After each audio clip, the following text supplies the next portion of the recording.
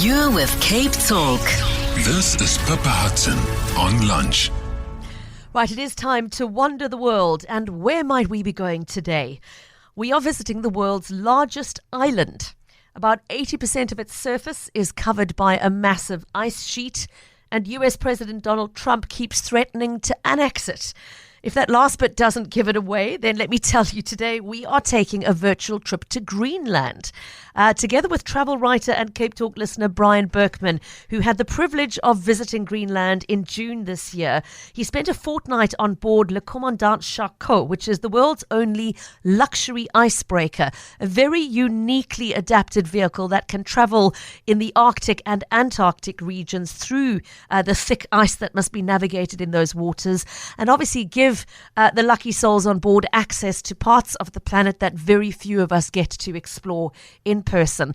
We're so grateful to have Brian with us via Zoom this afternoon to share the experience with us. Brian, welcome to the show. Thank you so much. And thank you so much for being prepared to chat to us about this, because it's a part of the world that so few people have had the opportunity to visit. Brian, it sounds like a real bucket list trip of note, but let's start with some of the sort of nitty gritty questions. How do South Africans physically get to Greenland? I mean, you went there by ship, but where did you connect with the ship? If one wants to plan a trip of this kind, where do you start? So we started in Reykjavik, the capital of Iceland, Right. and we connected via Amsterdam. So Cape Town, Amsterdam, Reykjavik, and there we got on the ship at Reykjavik. 14 days later, we returned and repeated the journey. Okay. And not just any kind of ship, as I've referenced in the introduction there, a very uniquely adapted ship, but one which sounds like it's adapted for luxury as well. Brian, give us a sense of how you were traveling. Well, you're correct in saying it's a bucket list experience. The destination certainly is, but so is the ship itself. So Le Commandant Charcot, which is owned by Ponant Explorations, a French company, she is designed with a PC2 hull to be able to cut through the ice. And interestingly, she does that with a rounded front hull. It isn't a pointy hull that you'd imagine. Yeah. So the weight of the ship breaks the ice. And the captain describes it as the way you'd break a slab of chocolate into little blocks. Which it really is an extraordinary experience to witness this, and in particular to witness the silence of the Arctic. That's something that I had no idea would be such an important experience of this trip, is that when you are there and the ship isn't breaking the ice, which of course makes a sound, you hear almost nothing. And of course there are birds and natural life. But it's the sense of being so extremely remote. And during the 14 days, we didn't encounter another ship. We stopped at one village, Kormit, where there were 350 odd people living there, and we visited with them. But other than that, it was... Oh dear, looks like we've just lost the Zoom connection for a second there. So interested to hear his comment about the silence in the Arctic, because I had exactly the same impression when I landed in Antarctica a couple of years ago. And as I got off the plane, once the engines of the plane shut down and you sort of braced yourself to hear the sounds, there was nothing. It was the silence, the vastness really struck you in the silence, as it were. There was that sense of looking around in every direction and only seeing ice in every direction and the color white in every direction as far as you could see. But the quiet was what struck me as well at that moment. So very interesting to hear that similar impression on the opposite side of the globe. We are in conversation with Brian Berkman, who is a travel writer and is talking to us about an excursion in June of this year, which saw him visiting Greenland by ship on board Le Commandant Charcot. And for those who want to look up the ship and its owners, Ponant Explorations, Ponant is what you're Googling. I believe Everything Cruising are the partners in South Africa. Right. Brian, you're back on Zoom and I've got you on phone in the background, I think. But let's carry on Zoom. Okay, so you've got there flying Amsterdam to Reykjavik. You've boarded the ship. You've now sailed towards Greenland. And as you said, most of your activity was away from human population. This is, in fact, I think I'm not mistaken in saying, the least densely populated settled place on Earth. So not surprising that you didn't interact with a lot of other people. But what did you see in terms of wildlife and places where you stopped? Well, let me say, Pippa, that the captain of our ship during the introductory talk said he would wake us at any hour if there was something worthwhile seeing. Yeah. And of course, one doesn't really think that's going to happen, but it did. And at about 1:30 in the morning, the first morning of our cruise, we were woken up and asked to come down to deck 5, which is the promenade deck, to see a polar bear. Oh, wow. And it was beyond my expectation of what that would be like and how close the bear would be. So it actually walked towards the ship. So when we first saw it, it was about 100 meters away, but it was fascinated it was aware of us being there. And the only sound we could hear were people's cameras clicking. It was just the most incredible experience. And of course, in Greenland in summertime, it's sunlight for 24 hours a day. So even at 1:30 in the morning, it was bright light outside. So that was our first experience. And then we saw and heard many, many kittiwakes, they look like seagulls, but the bird expert on the ship said they're not seagulls. Kittiwakes are specific Arctic birds which get their name from the sound they make. They make that like kittiwake, kittiwake, kittiwake sound. Okay. And we saw little auks, which are the most numerous bird in the Arctic, and pink-footed geese. That was really a wonderful environmental experience. Speaking of environmental experiences, Brian, this is a part of the world which, when one thinks of the impact of global warming and glacial creep, etc., you think of Greenland, the most misnomer of a name in history because it's covered largely by ice. But did you see any signs of receding ice or any impact of climate change, or was that pointed out to you by any of the experts on board? Yeah, so this was our first experience there, but it wasn't the first experience for many people on the ship. And many of the crew who have done this trip year in, year out commented on the visible, there's no question as far as they're concerned. The ice is receding, it's getting warmer sooner, and it's not a case of, yes, so from the scientist's point of view, the climate change is happening, and it's happening rapidly up in Greenland. Oh dear. And yes, oh dear, indeed. Because I think I don't quote me on this particular fact, but there is so much water stored in the ice sheet that if that were to melt, global sea levels would increase by 20 feet or something. So it's an extraordinary thing that we need to be aware of. Absolutely. And if you have an opportunity to go, now is the time to go. Somebody asking, why is it called Greenland? Brian, I made a quip about it because it is such a misnomer, but yes. there is an actual reason behind that misnomer, isn't there? There is.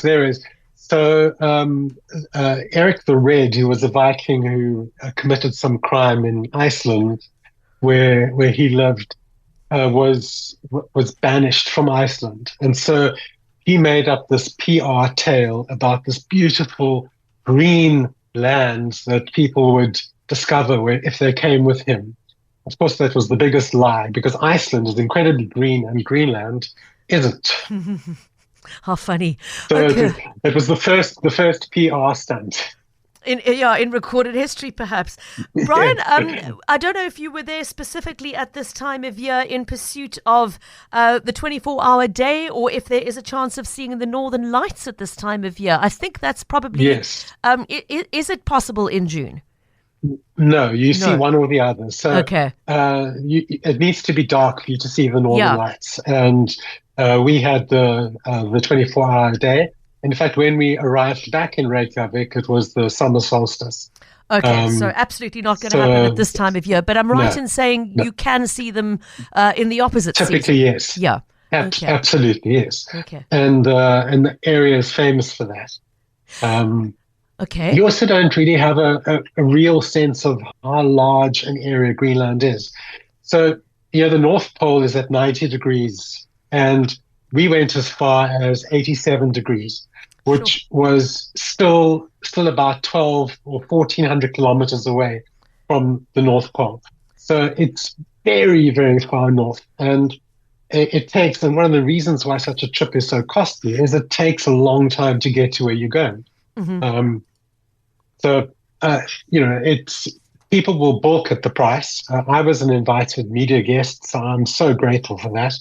But most of the people on board had paid the ticket, and when I asked why, they said, well, it's a once-in-a-lifetime opportunity, and it was important for them to be able to go to where the explorers of old went. I don't know if you've seen, there's a documentary, I think it's still on Netflix, called Two Against the Ice. No. And it's the story about Mikkelsen and Iversen, who were two Danish sailor explorers. Mm-hmm. And the purpose of their trip was to find the previous lost exploration cruise, which was called the Denmark Expedition. And you talked about Donald Trump earlier. This isn't new. The Americans have been after Greenland since those early days in the 1900s, where they claimed that Cap Parry was part of the American land, but the Danes proved that it isn't. That Greenland is an island, and that they have claim to it. So it was Ericsson and Iverson, and they ended up spending 2 grueling winters in the area that we were exploring near Shannon Island, on Shannon Island, waiting to be rescued. So if you get a chance to see that, it's well worth thing to watch. Thanks for the tip on that. And Keith, that does answer your question about the status of Greenland. It's not an independent country. It's an autonomous territory falling under the Kingdom of Denmark. Of Denmark. So thanks for that question. Brian, let's just circle back to what you said about most people on board had paid full price. Now, look, it was a luxury experience. I understand it was Michelin star food and incredibly luxurious accommodations. But yes, what is the price for somebody who is paying full ticket? What should one set aside for this bucket list experience? It's about R1 million for a couple. Okay. So yeah, it's 500,000 rand per person sharing. Give or take. The prices are in euros and pounds, so it depends what the exchange rate is. Okay. But once you're there, everything is supplied. It's a fully inclusive experience, including champagne and caviar and all of those wonderful luxuries.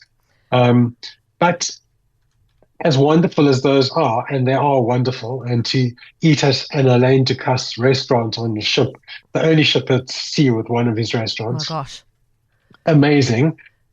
But it's a very, very dangerous environment to be in, and you have to consider the costs involved in being able to bring back if something goes wrong. The ship can survive for 3 months. It has enough liquefied petroleum gas on board to operate for 3 months without visiting a shore.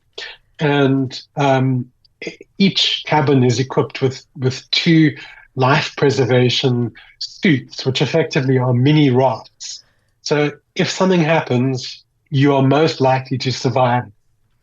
And that's where the money is. The money also goes to their science program. Yeah. So Ponna last year, they spent 2.2 million euros on science investments. And there are 2 laboratories on board, and we met and interacted with the teams, one French team and one team from Chile. And we had completely open door access to them.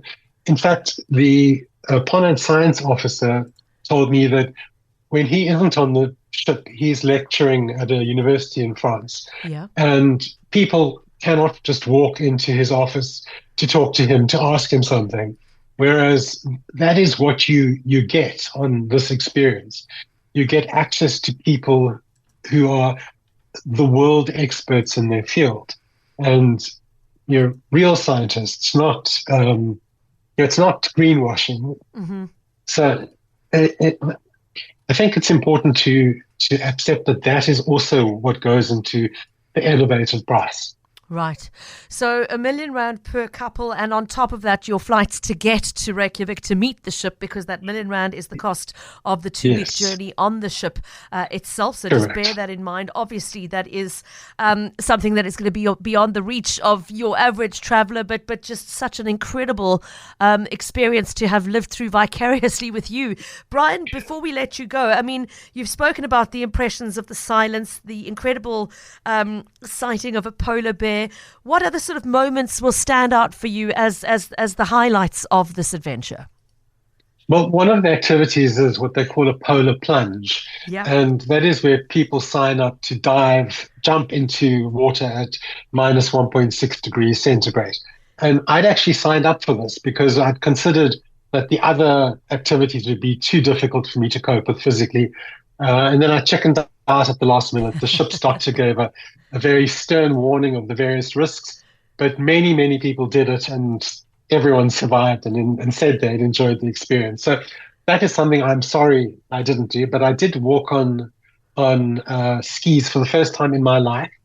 I went on a dog sled, pooled on over the ice on dog sleds with 10 huskies, first time ever. And to arrive back at the ship after walking on the tundra and have champagne and caviar served directly on the ice, I mean, that blew my mind. What an incredible experience. Brian, thank you so much for painting such a vivid picture for us with your voice. And also thank you, Brian has shared some wonderful images with us, which we're going to ask our digital team to include with the podcast of this conversation. If you'd like to see his photograph of a polar bear, for example, you'll be able to do so. Brian, I mean, once in a lifetime doesn't even begin to touch the surface of how lucky you are to have had this experience. Thank you so much for sharing it with us today. Thank you, Pippa. If people want to know about the cruise, Everything Cruising is a South African company. Can I give the number out, or do you have it? It's you can do so with pleasure. 011. Yeah. Okay, it's 011 463 1170. So that's Everything Cruising. They are Ponant's agency in South Africa, and they will make all arrangements. And next year's cruise is already almost fully booked. So best to look at the year beyond that, which will give you some time to start save saving your cappuccinos. So thank you for the opportunity. Pippa. Lovely to have you with us, and thanks for reaching out about this extraordinary experience. Brian Berkman chatting to us about his trip to Greenland in June on board Le Commandant Charcot. And if you have had an absolutely extraordinary and unusual travel experience that you would like to share with us on Wander the World, please feel free to drop me an email to pippah@capetalk.co.za.